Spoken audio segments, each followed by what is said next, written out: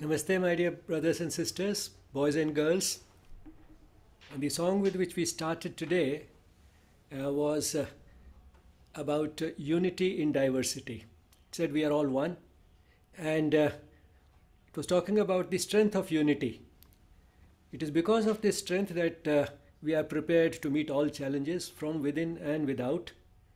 And the song was being presented by, rather it was a part of the normal activities of a school that Aurobindo Ashram Delhi branch initiated in the tribal belt of Odisha, in a remote corner of the country. And we'll talk a little more about this school later, but I hope you enjoyed this song in which these little children were celebrating the strength of unity and emphasizing that we are all one, because that is what essentially spirituality is also about. As Aurobindo has said in his most powerful utterance, which comes towards the end of Savitri, to feel love and oneness is to live. Aditi just reminded me that today is the 12th of February and we started this course on the 12th of January. So at the end of this 1 month, we are now once again reached a special day. It is the foundation day of the Aurobindo Ashram Delhi branch. And before I go to the presentation, I'll share an anecdote with you. Once a group of school children came to the ashram, and I asked them, before you came to the ashram, what type of an image of an ashram did you have?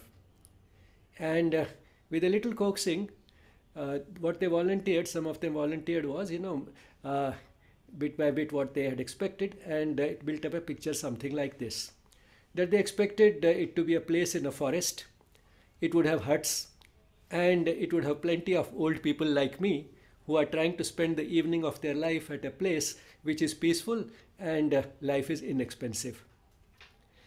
But in contrast, what they had discovered was a place in the very heart of Delhi which had proper buildings, of course, very eco friendly buildings, but all the same, proper buildings with reasonable amenities, and which had plenty of activity, plenty of young people. It was not full of old people. It had plenty of young people, and the place was abuzz with activity.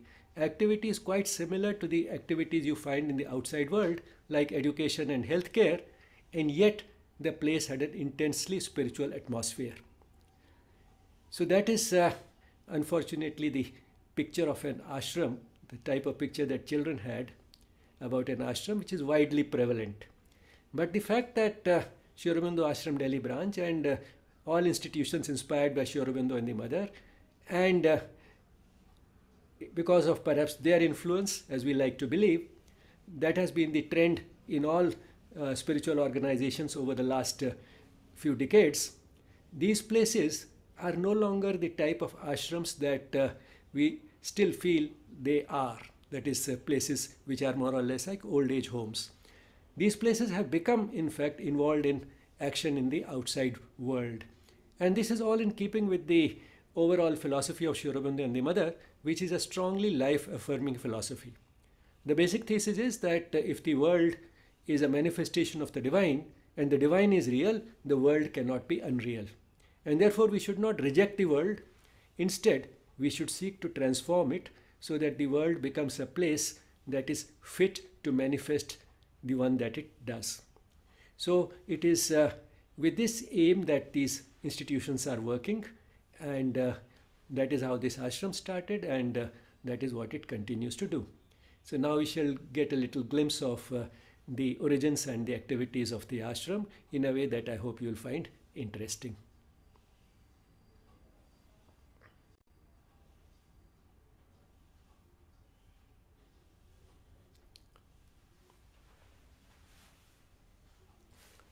The love and blessings of the mother and Sri Aurobindo to all of you from Sri Aurobindo Ashram Delhi branch on its 66th Foundation Day. The YES program is a part of the 150th birth anniversary celebrations of Sri Aurobindo and the 75th anniversary of India's independence. When people enter the gates of Sri Aurobindo Ashram Delhi branch and are asked how they felt, and sometimes without even being asked, the single answer that comes most often is that we found a lot of peace. Because immediately outside the ashram there is so much of traffic and noise. The moment they enter, they find peace, which seems to be beyond what can be explained from the fact that they have just entered inside. It seems to be a peace that seems to radiate from the place and goes beyond just being enclosed in a boundary. So they find that immense peace the moment they enter Sri Aurobindo Ashram Delhi branch, and since it's surrounded by a lot of traffic, and it's one of the most congested parts of the city now, and therefore this is a big relief to anyone who enters the ashram. This is what you might call the picture postcard view of the ashram, with the shrine on your right hand side and the meditation hall on your left. Today is the 66th foundation day of the ashram. It was formally established on the 12th of February in the year 1956. Let's begin with the beginning. The founder of the ashram was Sri Surendranath Jauhar, whom we fondly call Chachaji. That's how he's known in the ashram more popularly than by his name. He was a remarkable man. When he was just about 18 and just started college, Mahatma Gandhi went to the same town in which the college was and addressed the students and told them that this is the time when young people should give up whatever they are doing for a few years and enter the freedom struggle. Now you can understand that even if a person of the stature of Mahatma Gandhi says so, not many young people would do it, and if some of them feel like doing it, then their families might discourage them. And that is what happened in his case too. But he was one of those who persisted with his intention and entered the freedom struggle when he was just 21. Not even 21. In the year 1921, when he was 18, he was 1903 born. So at the age of 18, he entered the freedom struggle. And he stayed with it till the country became independent in 1947. So more than 25 years he was in the freedom struggle. And during this period, he was imprisoned several times, tortured in the prison, was in many demonstrations. In the prison, he had fetters around his ankles for weeks and months, and he was beaten up. And the scars that these injuries on the back and the ankles left, he carried all his life. Once, while participating in a demonstration, he was shot at and escaped by a hair's breadth. When the country became independent in 1947, he once again had to make a choice. He had made one choice when he was 18, whether or not to join the freedom struggle. And when the country became independent, he had to make one more choice, whether to continue in politics, become a leader, which he could have easily done. But that he did not do. Instead, he started thinking of how he would work for Aurobindo and the mother. Why that happened was because in 1939, he had discovered Aurobindo and the mother. And how did he do that? He and his friend Professor Indra Sen, somewhat unlikely friends. Professor Indra Sen was professor of philosophy and psychology at the University of Delhi. And Chachaji was you can say, a college dropout. But the friendship does not depend upon qualifications and the positions you hold. It depends upon your minds. And Chachaji, in spite of not having much of formal schooling, and maybe perhaps because of not having much of formal schooling, had a very well developed mind. His mind was so well stretched and honed that he could quickly strike friendship with very learned people like Professor Indra Sen, and he had many such friends. So these two unlikely friends, as you might look, decided to go on an all India tour. And by now Chachaji had collected some money, because initially when he entered the freedom struggle, he was more or less penniless. But then gradually he built up a business also while continuing with the freedom struggle. So he had achieved a certain amount of prosperity, and so he could afford the luxury of going on an all India tour. And these two friends decided to go on one, and they decided to travel by train with a ticket that allowed them to go anywhere they wanted in any train for 1 month. So it was a 1 month pass for Indian Railways. When they reached what was then called Madras, now called Chennai, in the south of India, somebody told them that only a short distance away from here is a city called Pondicherry. Why don't you go there too? Because there is an ashram of 2 spiritual masters. That was in 1939. So, as Chachaji writes in his memoirs, he said, why not? Let's go there. We'll get the blessings of the masters, and we can also call ourselves foreign returned. He had a very good sense of humor. Why foreign returned? Because India was a British colony, whereas Pondicherry was a French colony. So they went there. Now when they reached there, they started looking for the ashram. Somebody told me, this is the ashram. What type of ashram is this? There are no discourses going on, there's no devotional music, and there is no dress code, and it doesn't look like an ashram. Ordinary young people going about in white dresses, many of them in shorts and so on, and what sort of an ashram is this? So they were told, well, this ashram is like that, because those days still this type of an ashram was something very new. Essentially ashrams were like old age homes where it was some ritualistic worship and all that going on throughout the day. So they told him, this ashram is like this, but if you wait at such and such place, the mother will come and everybody would meditate. So they went there. A large number of people were waiting there for the mother to come, and they also joined that crowd. And they found that punctually on the dot, the mother started coming down the stairs to that meditation hall. And as soon as these two friends saw her, they were captivated. They felt that this is not an ordinary human being. She's a fairy descending from heaven, an angel, straight from paradise. So they started going to Pondicherry more frequently. They left their children there to study in the school being run by the mother. And that is how Chachaji, when the country became independent, could quickly decide that I don't want to continue with politics anymore. I want to work for the mother. Now, since he had acquired a certain amount of money also through the business, he had bought in the 1930s a plot of land south of Delhi, which was then considered, in fact, outside Delhi. It was on the outskirts of Delhi.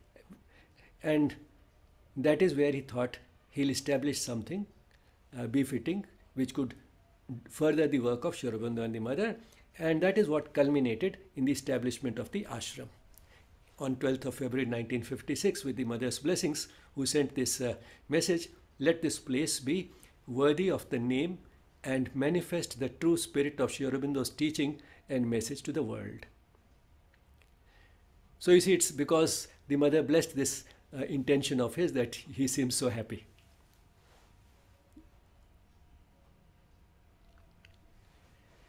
Within about a year of the ashram getting established, the mother also said that she would like to send here the relics of Sri Aurobindo, which she had preserved specially for this place.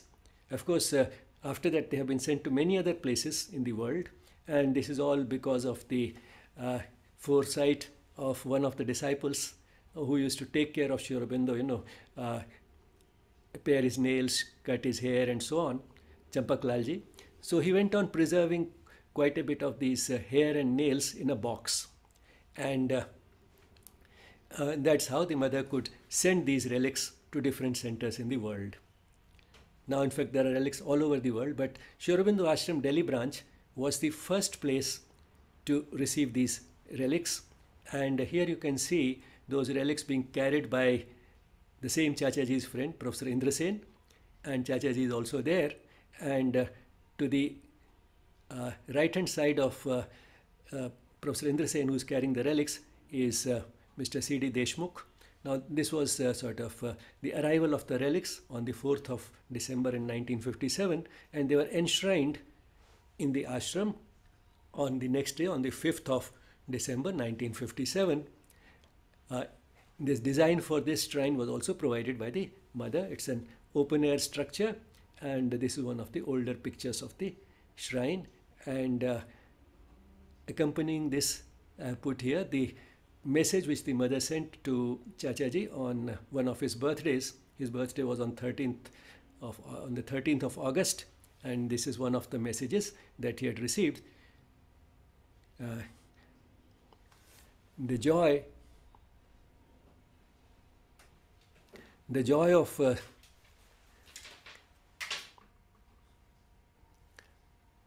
no joy can be greater than the joy of serving the divine. No joy can be greater than the joy of serving the divine. So this is the message he received on one of his birthdays. Within a few months of the ashram being founded, one of the first things that Chachaji did was to establish a school, the Mothers International School, which was established on the 23rd of April in the year 1956. And today it started with just a handful of children. Today it has more than 2,000 children and is considered one of the best schools in the country. About 25 years after the Mothers International School was initiated, the Mirambika Free Progress School. The difference is that in the Mothers International School, we do impart integral education in keeping with the philosophy of Sri Aurobindo and the mother, but it does make some compromises so that it can fit into the structure of the national system of education, and the children can take the school leaving exam successfully after finishing 14 years of schooling. But then that is also important, and the children do well in those exams. In terms of academic result performance also, the Mothers International School is one of the best in the country. But in Mirambika, the effort is made to try and have the free progress system as sincerely as possible without worrying about the constraints of rules and regulations, and therefore it does not go up to the school leaving stage, but it gives a good start to the children.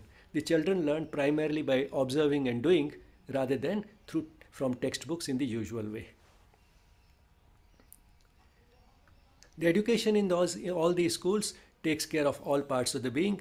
Physical education, which goes beyond games and sports, and it tries to inculcate in the movements not only grace and balance and harmony, but all these movements the children learn to make consciously.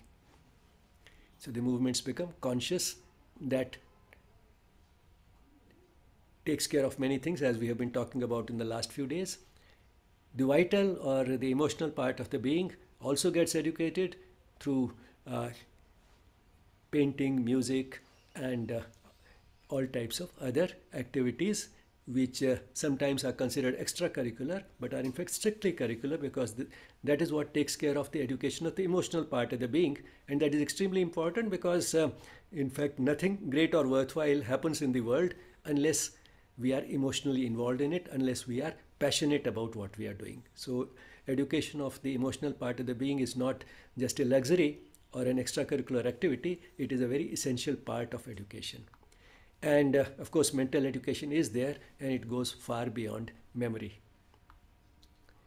So integral education is education of the body, the emotional part of the being, and the intellect. But then that's not all.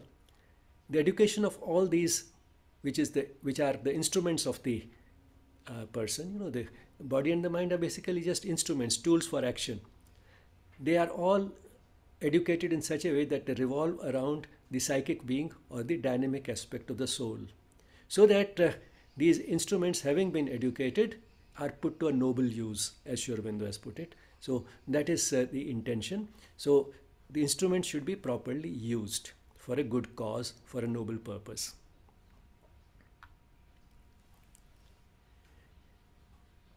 Chachaji left his body in 1986, and in the meantime his daughter was growing up in Pondicherry. He had left quite a few children there, but one of them, who eventually came back to Delhi, is the one whom we call Tara Didi. Just as Chachaji is seldom thought of as Surendranath Johar, that was again a name that he gave himself. His parents had named him Sikandar Lal, but then he changed the name to Surendranath, and he said that because Surendranath is very similar to surrender not, and he did not surrender to the British government ever. But then the same person ended up surrendering himself completely to the mother. He had left quite a few of his children in Pondicherry to study in the mother school, and one of them was Tara Didi, who was born in 1936. He left her there in the year 1944, when she was just 8, and she ended up being one of the favorite students of the mother. She recognized her leadership qualities, and since she was very fond of games and sports, she made her the captain for sports when she was just 10, so that she was guiding children hardly 2 years younger than herself in sports. She came back to Delhi in the year 1976, that is when she was just 40, and after spending 32 years in Pondicherry under the direct care of the mother. Out of these 32, in fact 29 were directly under the care of the mother physically, because the mother left her body in 1973. So 3 years after the mother left her body, Tara Didi came back to Delhi to help her father look after the ashram. He had established the ashram in 1956. She came back in 1976, when the ashram had already been running for 20 years, and started helping him. Another 10 years later, in 1986, he left the body, and she started taking care of the ashram and continued what he had started and initiated many new activities. This is the bust of Chachaji, and you find it, if you go behind the meditation hall, which you've seen several times in these slides. If you just go behind the meditation hall, you find that you find his samadhi, which you find in this on the right hand side. That is where his body was laid to rest, and near that samadhi is his bust.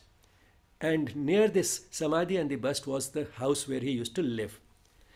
Now, nothing remains of that house. It has all been demolished, but that place has been beautified. And what remains of that house is just this board as a reminder, which says Fakir Kutir, which means the house of a fakir, a mendicant, a wandering monk. So this is the board remains as a reminder of the house that once was, but the place has been beautified, and this sort of beautification is just about 3 years old.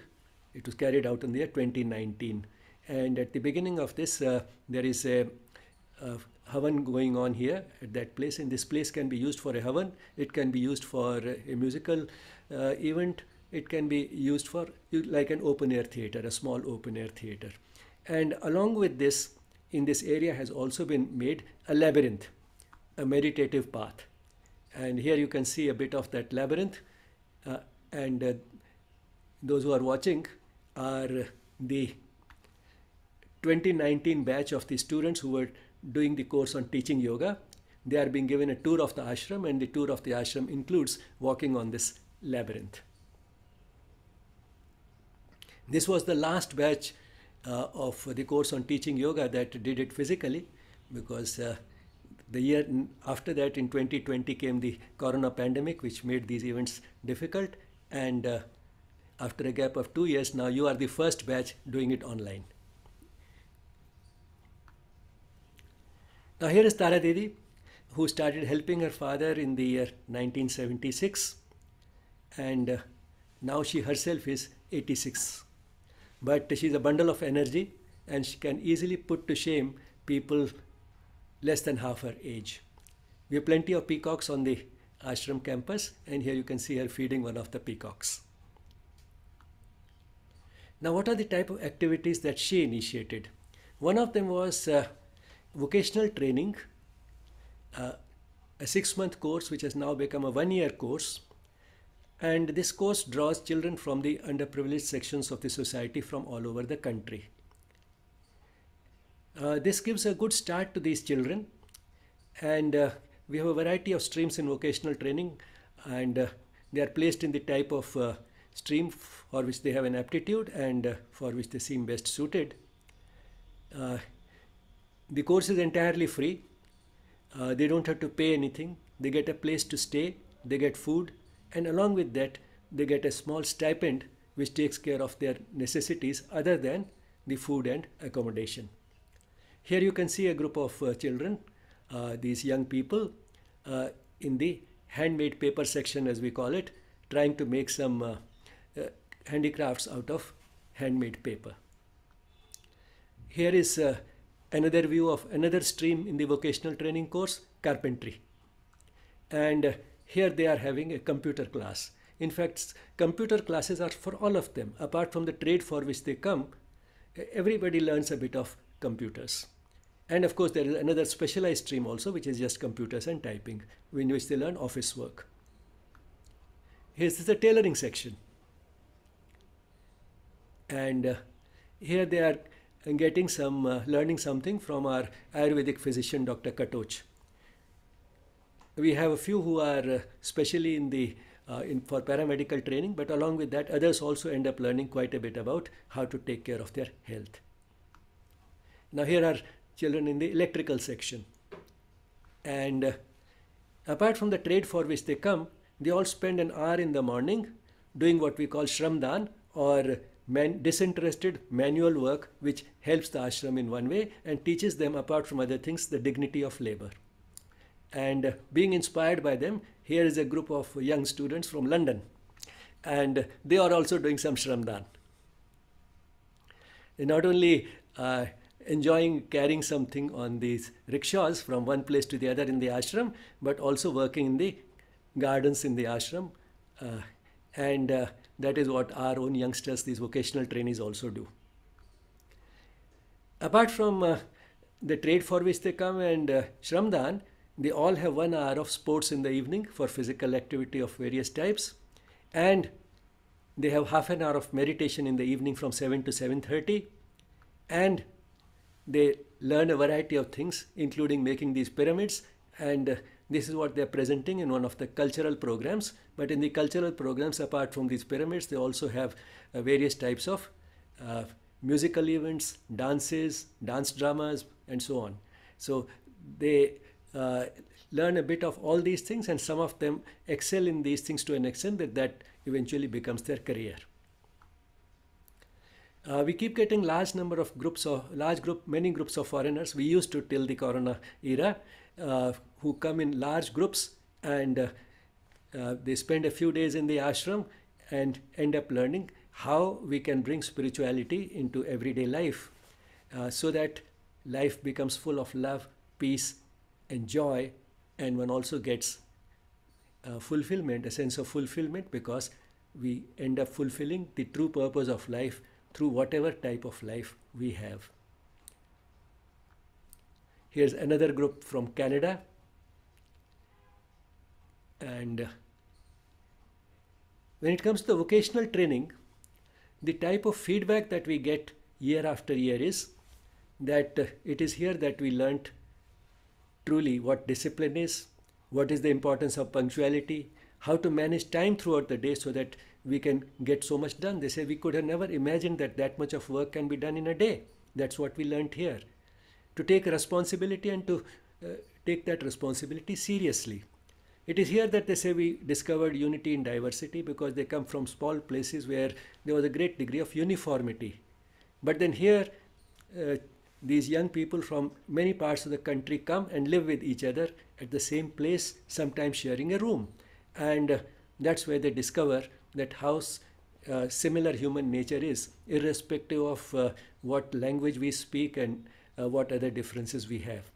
And most importantly, they say that here we understood what life is and what life is about, and how to live a meaningful life. Another activity that Tara Didi initiated was youth camps and study camps in the Himalayan centers of the ashram. And we have two centers in the Himalayas, one very near the city of Nainital and one about 40 miles away from there. We can say that these camps are essentially exercise, education, and entertainment camps. This is one of our hill centers near the city of Nainital, called Van Nivas, which literally means a house in a forest, a place, an abode in the forest. Now here is a glimpse of the study camps there. Here is Dr. Alok Pandey addressing a group of campers. But then they don't just listen to lectures, they also have an opportunity for tea breaks between two sessions, and that's when they not only bask in the sunshine, but also can have a chat with the resource person. Here you can see a few people surrounding Dr. Alok Pandey and talking to him.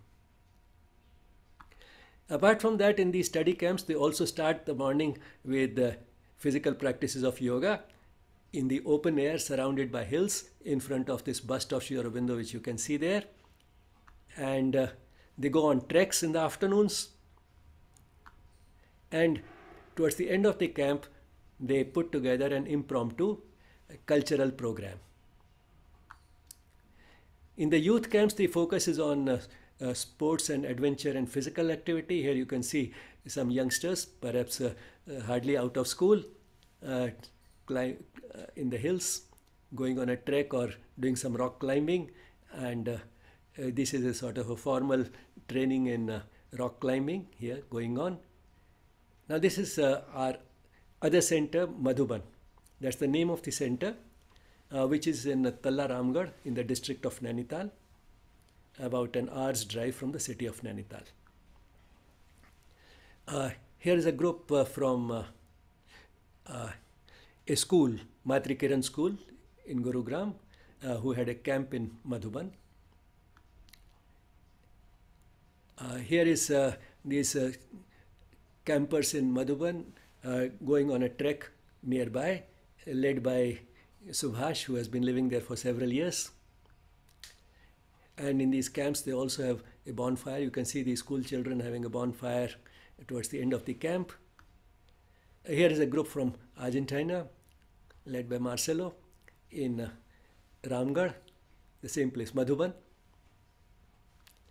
And in these camps again in Madhuban, as in Vannivas, they have some study, they have yogic practices, and here you can see while having meals, they are sharing not only their food but also their love with man's best friend. Here's yet another initiative which we started with today, a school called Aurobindo Vidya Mandir in Kechla, which is in the tribal belt of Odisha. It's a very remote part of the country, but very picturesque, as you can make out from this school building there. Now here you can see all these children collected together.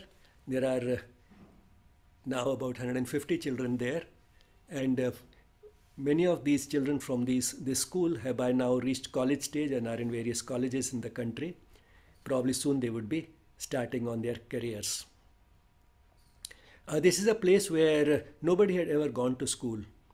So this is the first generation of schoolgoers, and therefore to give them the type of environment which will be suitable, and as soon as they are a little grown up, they start living in the hostel there.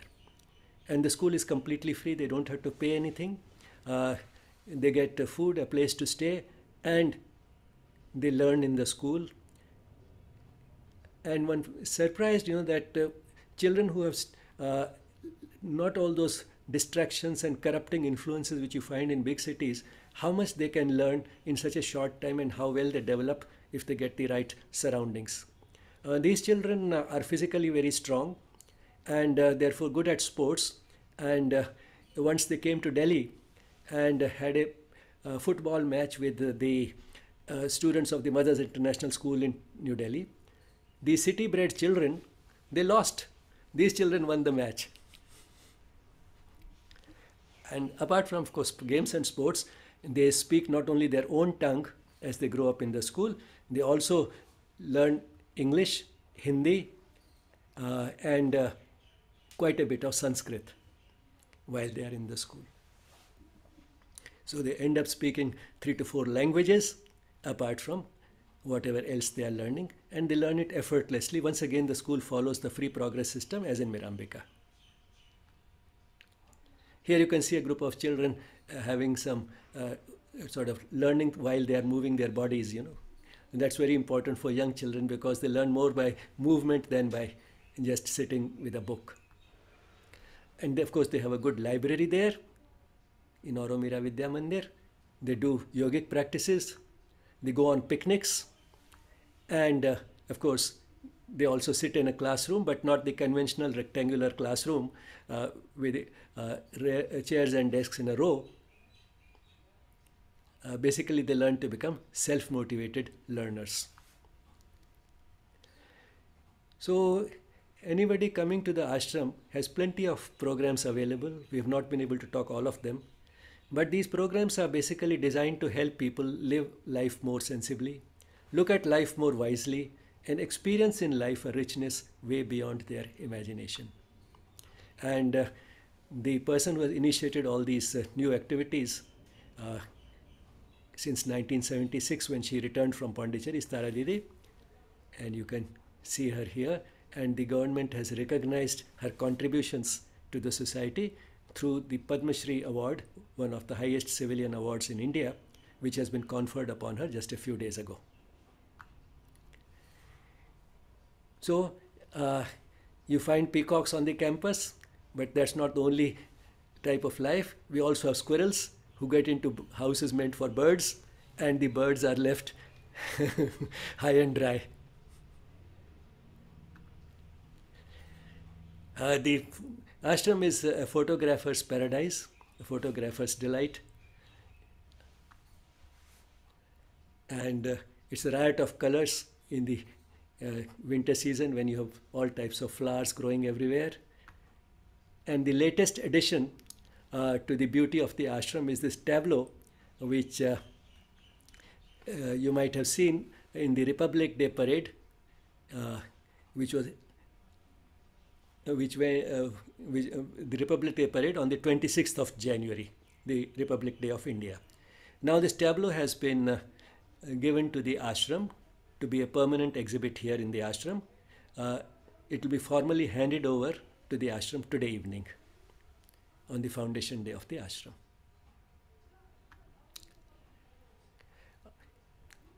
You can see behind this circular which is sort of a center of the ashram, this central circle. You can see behind this a block which is the guest section. That is where the guests used to live. For the last 2 years we have not been having many, but we hope that travel restrictions will ease and coronavirus pandemic will belong to the past, and we'll once again be able to welcome a large number of visitors and provide them a place to stay as guests.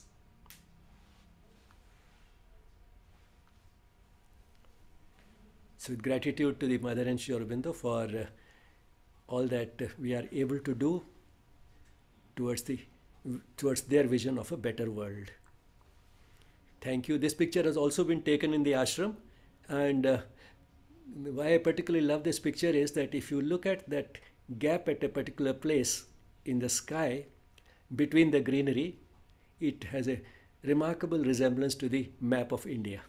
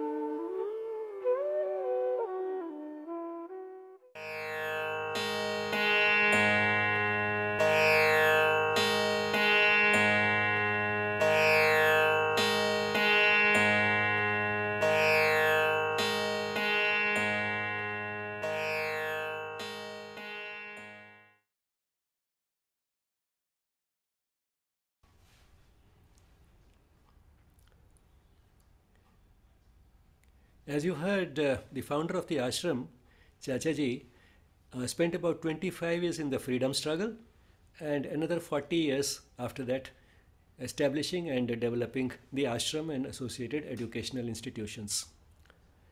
Since 25 years of his youth were spent on the freedom struggle, the country recognized that contribution and of course the other contributions that he had made after that in the ashram by issuing a postage stamp in his honor in the year 2011. And on that occasion we made a video showing one of the important sort of places in the country associated with the freedom struggle, which is a group of islands somewhat far away from the mainland of India, the Andaman and Nicobar Islands. And why that place is known particularly in relation to the freedom struggle is because on one of those islands, Port Blair, the British made a big, huge prison, the cellular jail, as it is called, because it's made of a very large number of cells. Each room in the prison is a cell, and it has a large number of those. It's called the cellular jail. And many freedom fighters languished there. That place was made over there because they could send there the most difficult freedom fighters to deal with, so that they could languish there, and there was no way of escape because nobody could swim back from there alive to the mainland.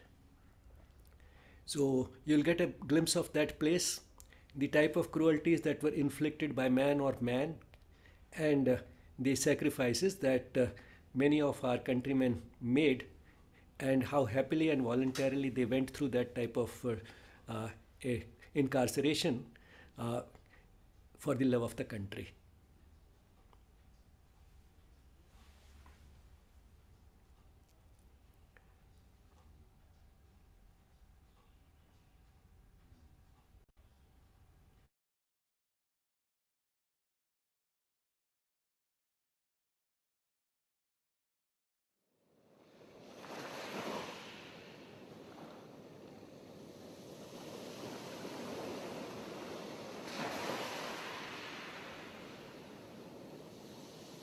Our plane is approaching one of the most beautiful parts of India, a set of islands in the midst of the Bay of Bengal. The islands, called the Andaman Islands, are among the most picturesque in the world. A perfect picture of pristine beauty, beauty that has not been spoiled by the ravages of man, at least not yet. The Andamans are a cluster of 184 islands. The biggest and best known of these is Port Blair. They are home to the only live volcanoes in India that spew black smoke 24 hours a day. No, it was not because of these volcanoes that this serene place was once called by the scary name of Kalapani, literally black water, which was even spoken in a tone that radiated terror. It was called Kalapani because barely 100 years ago, the Andaman Islands were the scene of some of the worst cruelties inflicted by man on man.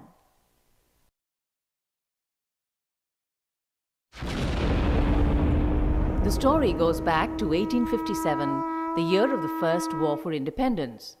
The struggle for India's freedom that year so shook the British rulers that they started thinking of retaliatory repression on a scale that would effectively discourage any further repetition of 1857.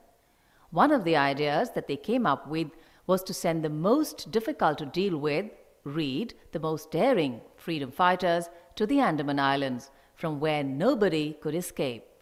Nobody could swim back alive to the mainland. The British started using the Andaman Islands as a prison soon after the freedom struggle of 1857. The first batch of 200 freedom fighters was brought there in 1858. Among the first jails constructed were those at Ross Island and Viper Island. The prisoners were kept on these islands for life and forced to engage in constructing more prisons, other buildings and harbour facilities. These islands have rains round the year. It was in these marshy tracks that the freedom fighters, shackled and fettered, were made to walk and work in the midst of snakes and scorpions to clear the path for the construction of roads. It was on Viper Island that the freedom fighter Sher Ali was hanged for the assassination of Lord Mayo, the then Viceroy of India. As the years passed, the number of freedom fighters sent to the islands kept on increasing. This provoked the construction of the cellular jail at Port Blair, a prison of unprecedented proportions. The construction of the infamous cellular jail started in 1896 and was completed in 1906. The jail had 7 three-storied wings which radiated from a central area like the spokes of a wheel. The 7 wings had a total of 698 isolated cells, about 14 by 7 feet each, hence the name cellular jail. Each cell had a small ventilator, about 3 feet by 1 foot, at a height of 9 feet. There was a 4-foot wide corridor on one side of the cells. The cells were very securely locked, so secure that the inmate could not even touch the lock. Only one inmate was kept in a cell, and he could not communicate with any other inmate. Thus, all the inmates were in solitary confinement. The central area had a tower from where the guards could keep an eye on the inmates, a bell which could be rung to alert the other guards if any inmate tried to escape, and a stand to which an inmate could be strapped and flogged. Some of the famous freedom fighters imprisoned in the cellular jail were Veer Damodar Savarkar, Mahavir Singh, Diwan Singh Kalepani, Maulana Fazle Haq Khairabadi, Yogesh Shukla, Batukeshwar Dutt, Maulana Ahmadullah, Maulvi Abdul Rahim Sadiqpuri, Baba Rao Savarkar, Bhai Parmanand, V.O. Chidambaram Pillai, Subramaniam Shiva, Sohan Singh, Vaman Rao Joshi, Nand Gopal, Baran Ghosh, Ullaskar Dutt, Upendra Banerjee, Hem Chandra Das, Bijoy Kumar Sinha, Shiv Verma, Jaidev Kapoor, Gaya Prasad, and Kamal Nath Tiwari. The names of thousands of unsung heroes who perished here, however, remain unknown because the records were destroyed by the Japanese when they occupied the islands in 1942. The inmates of the jail were insulted and tortured. The food they got was unfit for human consumption. The bread had worms and wild grass served for vegetables. Drinking water was foul-smelling. Bad behavior invited punishment, and bad behavior was persisting with slogans such as Bharat Mata Ki Jai, and the punishment could be beatings and making the food worse, as if there was much scope for this. Yet the slogans went on, and many died due to beatings and starvation. The cells had no toilets and no light, and no reading material was provided. Interaction with other inmates was out of question. The inhuman treatment drove many freedom fighters to insanity and suicide, but none of them begged for mercy in return for a compromise. The inmates were forced into hard labor, such as peeling of coconuts with their bare hands, going round and round like bullocks to extract oil from oil seeds. The oil grinding mills killed as many as the hangman's noose. The targets were unrealistic. A man was expected to extract more oil in a day than a bullock, and failing to meet the targets invited punishment. Thus, each day was Punishment Day. And yet, with each whiplash, the cry that issued from the brave sons of Mother India was Bharat Mata Ki Jai. The inhuman treatment meted out to the prisoners led to a mass hunger strike on the 12th of May 1933. The prisoners resolved to fast unto death unless their demands for better treatment were met. One of the methods tried to break the strike was to force feed the strikers, but the freedom fighters were made of sterner stuff. They resisted force feeding, and in the ensuing struggle, many of them died because of liquid food entering their lungs. One of those who died due to force feeding was Mahavir Singh. His body was thrown into the sea. Then, an effort was made to break the hunger strike by stopping the supply of drinking water. But the strikers were resolute. The hunger strike made the rest of the country conscious of what some of their brothers were going through in Kalapani. They responded in solidarity with protests throughout the country.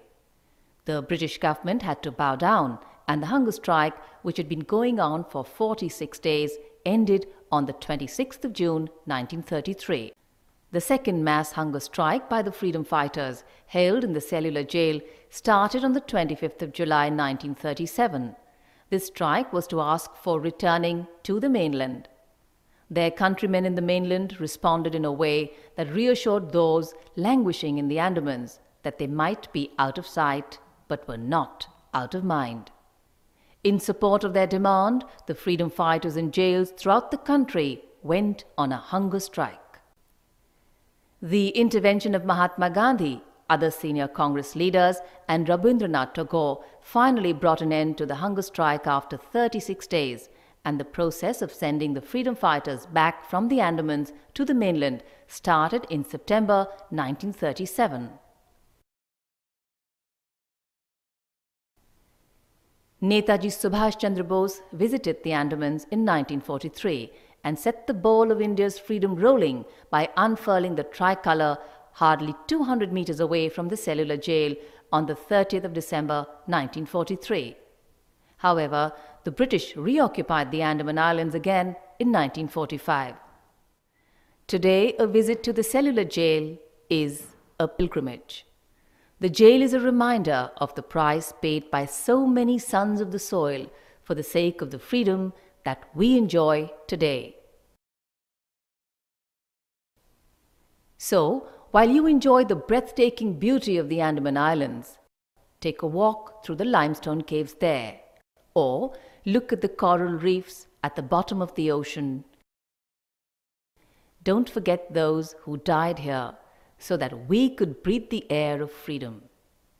मेरे वतन के लोगों जरा आँख में भर लो पानी जो शहीद हुए हैं उनकी जरा याद करो कुर्बानी ऐ मेरे वतन के लोगों जरा आँख में भर लो पानी जो शहीद हुए हैं उनकी जरा याद करो कुर्बानी तुम भूल न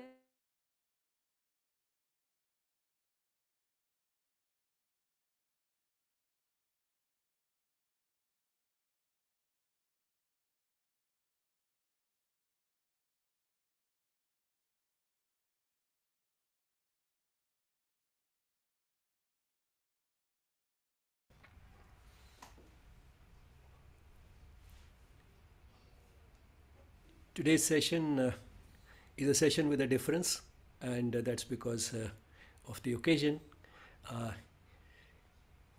But still, if anybody has any question or comment, you're welcome. Anything in the chat box? Just good wishes and gratitude. Good wishes, gratitude, and some have expressed also the wish that they want to come to the ashram.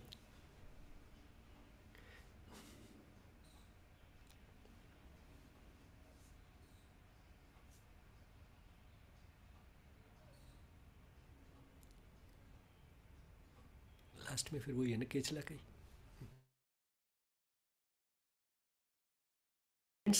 We'll end once again with the same children with whom we started the session, the children who are studying at Aurobindo Vidya Mandir in Kechla.